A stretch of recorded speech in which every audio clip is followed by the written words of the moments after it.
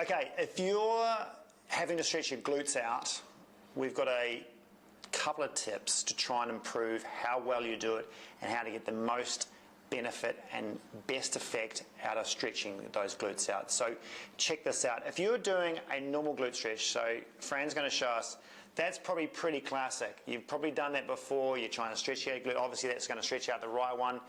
That's maybe one way you've been doing it. We've got an idea of how to improve that. It actually gives you, one, a better stretch, better range to the joint, but also allows you to relax a little bit more into that. This requires a bit of flexibility through your spine, your back, especially if you're one of those rounded people in your upper back. Usually when you do this, your head's off the floor, it's a bit sort of awkward. So this actually requires a bit of flexibility. So, do you feel that in your glute much? Yeah. A little bit, right? But we're going to try and make that a little bit better. So, we'll use a wall. Now, you don't have to use a mirror, you just need a normal wall. So Fran, off the wall. Now what I would do is try and get as close as you can within reason to the wall. And what you do, so say if we're stretching the right one out, you put the left one on the wall and then cross your right leg over. Now when you do that, what I like to do is try and lift up a little bit to get in the right position and then down. Now at that point there, you can have this foot high, right? At that point there, you may have a bit of a stretch. But what I don't want, or how to improve that, is keeping your spine in neutral. So under here, that shouldn't be flat on the floor. What you've got to try and do is gently lift up the lower back into neutral. So I don't mean a big arch in the back. I want you to go not so it's flat on the floor. Now one way you can do that is stick one hand behind, because in this stretch you don't need your hands really anymore. So she can stick one hand underneath her back, so it's just sitting under the back. If she can go all the way through, it's too arched. It's too much extension. So she needs to go just halfway through, and if the back's sitting on your hand, then that's probably sitting in a decent neutral position. So at that point, you feel that more now? Yeah. So if you take that away, take that hand away, flatten your back, feel it less. So you'll instantly know the difference, and you can test this yourself. When you flatten your back, you probably feel less glute stretch, whereas if you keep your back in neutral, you'll feel more glute stretch, which is what we want. Now, then she can play around with it. And obviously, she can play with how close she is to the wall.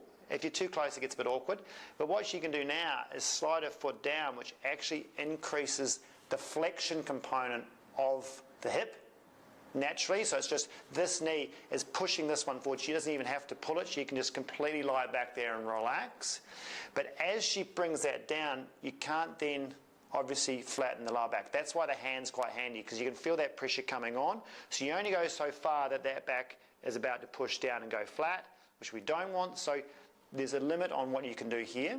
All right.